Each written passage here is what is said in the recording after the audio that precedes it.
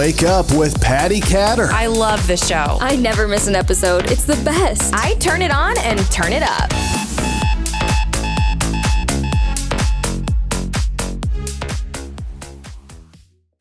You're listening to and watching Wake Up with Patti Katter, and I am your host, Patti Katter. Today I have on my show Nate Bailey. He is a military veteran and he has his own podcast. Welcome to the show, Nate. Hey, thanks, Patti, for having me. I appreciate it. Thank you. Tell everybody what the name of your podcast is, first of all. Oh, yeah, you bet. Name of the podcast is Championship Leadership. Awesome. So before we go into what your podcast is about, let's go into you a little bit. Tell our listeners a tiny bit about yourself, where you grew up, how you grew up, and we'll take it from there. Okay, you bet. So, well, I grew up in Wisconsin. I was born in Milwaukee, and we lived with my grandparents actually for a little bit until I was about 5. And then my mom and I moved up to northern Wisconsin, small town, middle of nowhere. And that's really where I ended up growing up, was northern Wisconsin. My mom ended up getting remarried when I was shortly thereafter. And so they're still together after all of these years. But yeah, I grew up in the North Woods of Wisconsin, small town, which is kind of cool, right? It's especially today, fast paced. It feels like we're always kind of on the go. So whenever I go back, I guess home, right back to that place, it's just it feels like there's a heavy weight that's lifted because it's a little bit more stress-free and easy going up there. So I always like going back. Mm-hmm. So how were you as a kid, would you say? Were you outgoing? Were you shy? Did you ever in a million years think that you would have your own podcast? No, probably not. Especially thinking back to being a young boy. I was very shy. I remember a lot of instances where people would, and my mom's not shy, right? She's kind of the opposite, very social. And so as a child, yeah, we'd be in a lot of different social settings. And I for whatever reason, like I would just not say hi to people. And then it was almost a game to get them to speak to me. And I guess maybe in a way I would probably dig my heels in even deeper. But I think I grew out of that a bit as I got older. Was very active in sports, loved playing, any sport that I could play. I was out there doing it. And, as a kid, I wanted to be a professional athlete, which never happened. But yeah, that's, I wasn't super outgoing. And then like even into high school, having to get up in front of a class and talk and do speeches from time to time, deathly afraid, like froze up a lot. Got all red in the face, and like it was a horrible experience. And so for me to go from that to now being a coach and a speaker and talking in front of groups, it was a definite evolution to get to where I'm at today. But I wouldn't have guessed it then as a kid, knowing how I was. Mm-hmm. So how did you decide, or when did you decide to join the military? Well, yeah, I played college football, and after I finished my last year of football, I still had some school to go. I transferred a few times and was there probably more for the football experience than the college experience. And so I was kind of looking for that next challenge because all of my life I had, like I said, I was very active in sports, and athletics and training was always kind of competition was my thing. And so when football ended, I think there was a little piece of me that was looking for something. Like I had a hole that I needed to fill. I don't know that I ever really grew up with this strong desire to be in the military, but I still had school to go. They were offering a lot of benefits. I was looking for a challenge. And so I decided kind of on a whim to go and join the Army when I was in school, Army National Guard, actually. And so that I could go to school and be in the military and take advantage of a lot of what they had to offer as well. So that was back in 1999. Ooh, before the 2000s. Yeah, right. Just before April 3rd, I believe, was my swear-in date where I joined officially. Isn't that funny? One of my kids recently mentioned the the 1800s. And I was like, what are you talking about? And they're like, I mean like the 80s. And I'm like, that's not, that's still not the 1800s. Yeah, right. That's hilarious.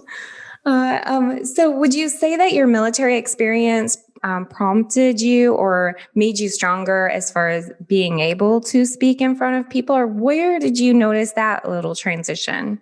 I think the transition really probably started as I got into those last couple of years in high school. Again, going back to sports and becoming a leader as a captain of some of the teams and really having the strong desire to win and have some successful seasons in high school athletics. I started to come out of my shell a little bit and got a little bit more vocal on the field, which started to translate to off the field. Although I remember being in college and taking a communications class, essentially a speech class, and still having some of those issues, but working through them. And then, when I joined the Army, I enlisted at first and I did what they called split options. So I did basic training, then I was going to go back to school for the year and then come back and do my AIT, which is essentially your job qualification school.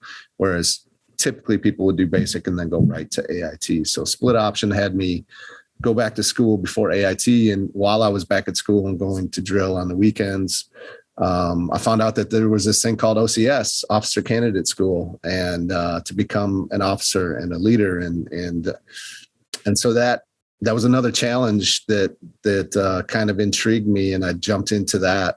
And of course that, you're placed, whether you like it or not. I mean, to be a leader, especially in the Army, to become an officer, you're going to be in front of people all the time. Communication is huge. Living and leading your life by example is what that's all about. And so that was probably that, and becoming a teacher, right? I decided to become a teacher as well.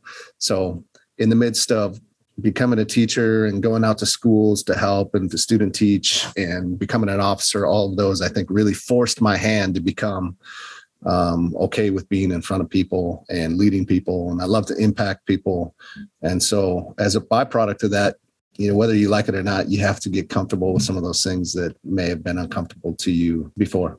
Mm-hmm. Were you ever deployed or did you ever leave your home area while you were in the military? Yeah, I left home a number of times for training. Of course, basic training being that first opportunity to do that. But then as an officer, a number of times, the longest probably being about 4 months for officer basic course out in Maryland. And then, yes, was deployed in, I believe we got shipped out in August of 2005 to Mississippi for like 3 months to train up for deployment. And then we landed in Kuwait for our year-long deployment after that in November. So about 15 months was the longest deployment that I had and was gone.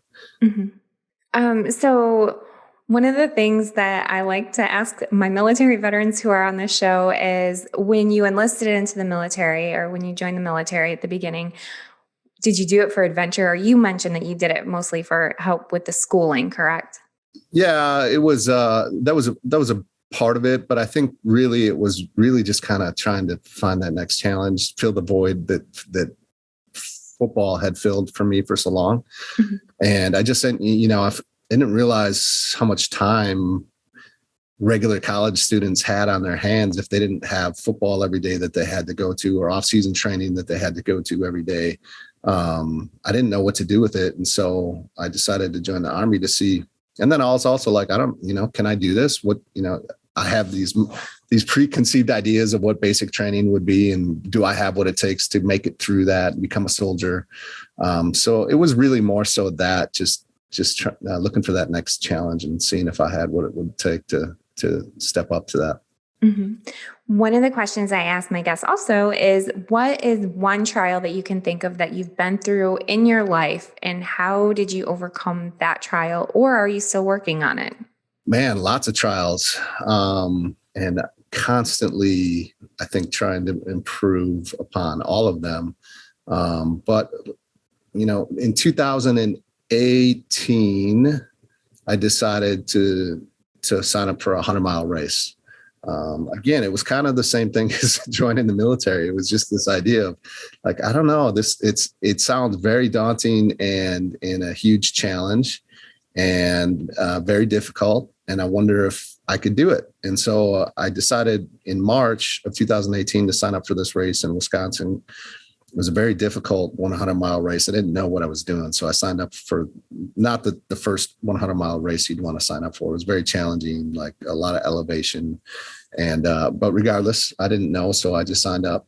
And that was in June. So I really only had like 3 months to try and prepare for this. And so I failed. I didn't make it. I made it 100K, which is about 63 miles, which was still an awesome accomplishment, but also a failure. And, there was many times in my life where I've said I was going to do something and I didn't follow through. I didn't do it. Right. And over the years, especially over the last 6 years of really diving into personal development and investing in myself to become a better person, in all areas of life, I realized the importance of being your word. And when you tell someone you're going to do something, especially yourself, that you follow through on that, there's just a lot of power in becoming that type of a person.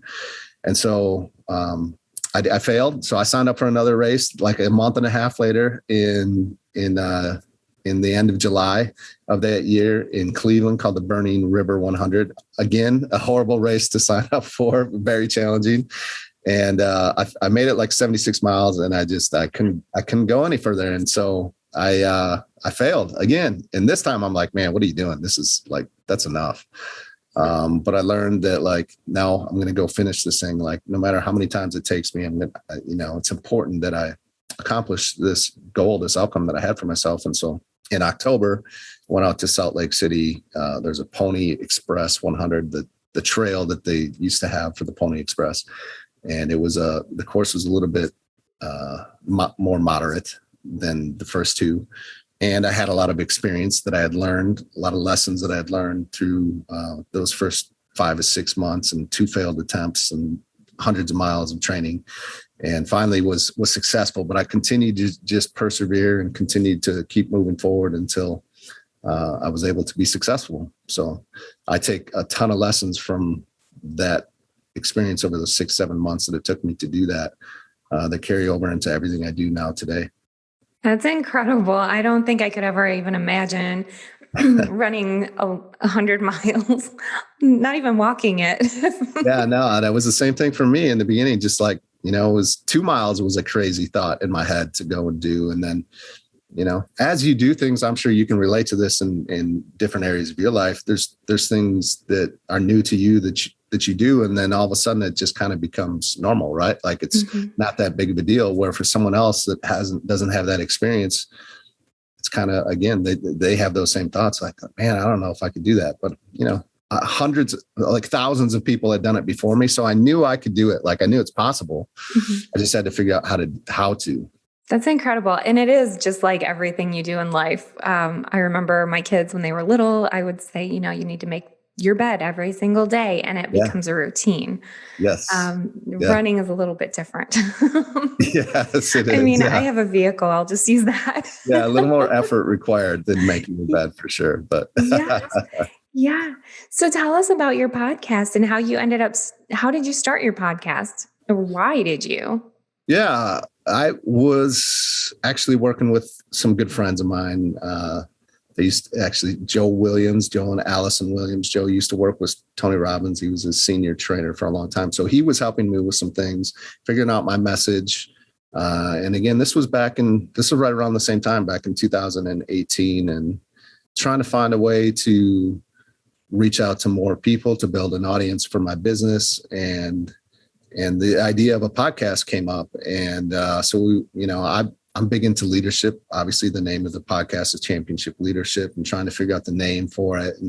And I love talking to people. I love learning from other people's experiences. Just like you asked me about a difficulty in my life or maybe a failure that I've learned from. That's one of the main questions I ask my guests as well. And I just love talking to people from all walks of life with different experiences, different industries, and to learn their story, where they came from and how they learned from it and who's impacted them. And so partly, yes, it was because of the business, but also partly a little bit selfishly to learn from others as well, right? It's just a great opportunity to get people to give you some time so that you can learn from them. So I probably get more benefit from this podcast than anyone else because I get to sit down and actually have the conversations. But yeah, the name Championship Leadership, actually, Joe was the one that came up with it. And at first, it was a little bit, I wasn't sure that I liked it because it was Championship Leadership, ship. And but I've grown to love it, obviously. And it's been a little over 3 years now that I've been going with it. So it's really catchy. And I agree. I think it's so important to learn from other people's stories. And I wish more people would do that, actually. yeah. I do have a good listenership. I have a lot of people listening who really just drink in the knowledge that my guests are giving. And I'm sure that I have some runners listening to this. Actually, my nephew, he runs in marathons all the time. And his wife, they're crazy about it. I mean, they wore running shoes on their wedding day. Oh, really? Oh, yeah. Yes. They're definitely dedicated. And marathons that's a whole different ballgame, right? Like 100 miles is, there's a lot of walking involved, especially for me. But it's just like slow and you just keep going. Marathons, especially for someone that's fairly competitive. If you're wearing running shoes to your wedding, you're probably a pretty competitive marathoner. And they're going 26 miles isn't a joke and they're moving at a high clip. So it's a whole different ballgame. So I have a lot of respect for marathon runners. Yeah, they're amazing. So I just really appreciate you being on the show. First of all, I have to say that. And I appreciate your insight too, and you sharing your story. I think it's really important. And I'm sure that those listening, if you have a trial, you can kind of compare your trial to Nathan's story about running. You might fail a few times, but just keep going and be persistent. Yeah. Nathan, do you have any words of encouragement for our audience today?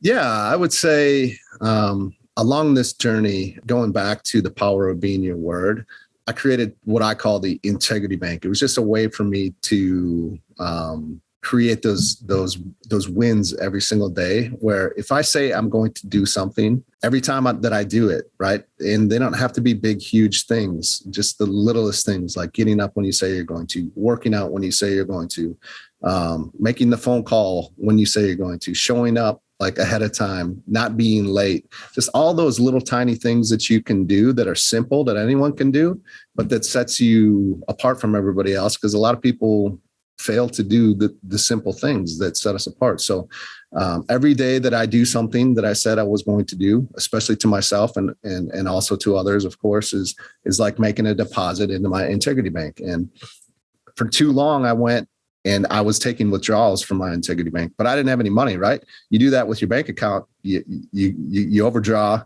you get overdraft fees, and before you know it, like life is miserable. It's the same thing with our word.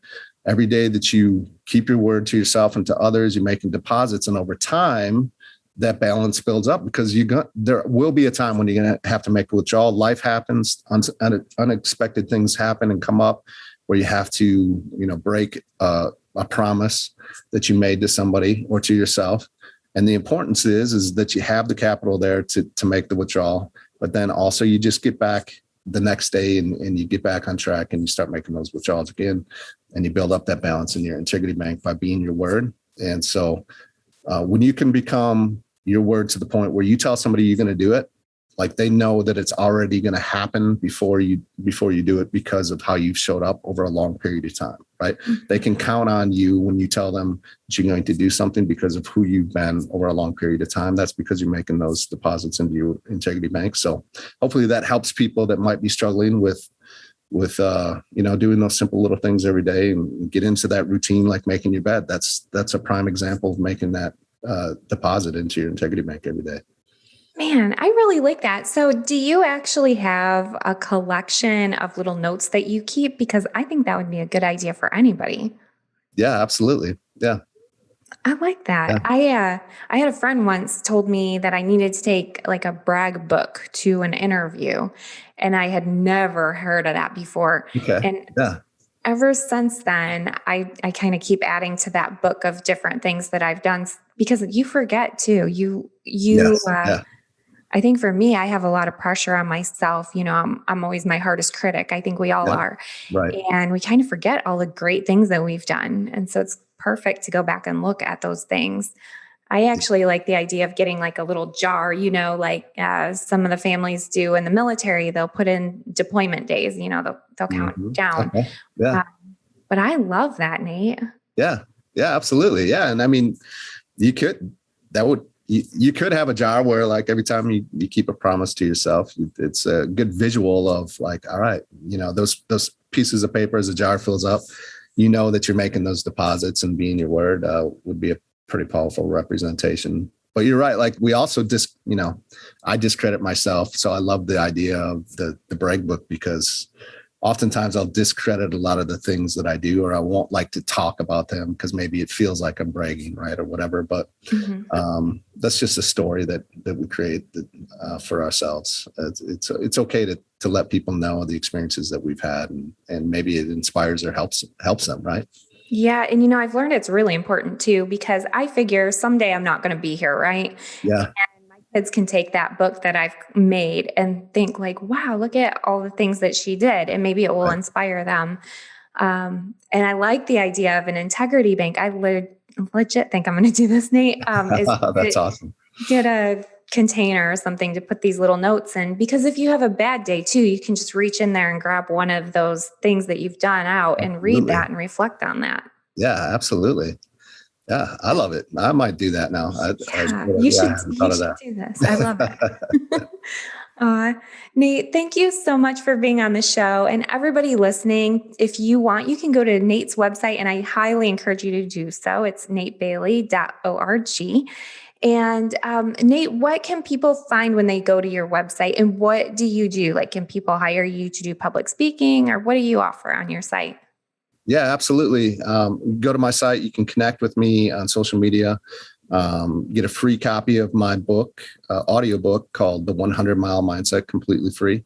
Podcast episodes, blog articles, and also what I do for a living is I'm a coach and a speaker. So yes, you can hire me as a speaker, as well as I work with corporations and companies and business owners and entrepreneurs, essentially on leadership and leading themselves at a high level so that they can go out and impact and lead others as well, and just really kind of help take people in their life and their business to the next level. I love it. Nate, thank you very much for your time. And everybody who's listening, again, Nate's site is natebailey.org, and you'll see it in the show notes. You're going to see it on the screen when you're watching on Amazon TV or Roku. And everybody, thank you so much for joining us. And Nate, thank you for joining us. You've been amazing. Thank you.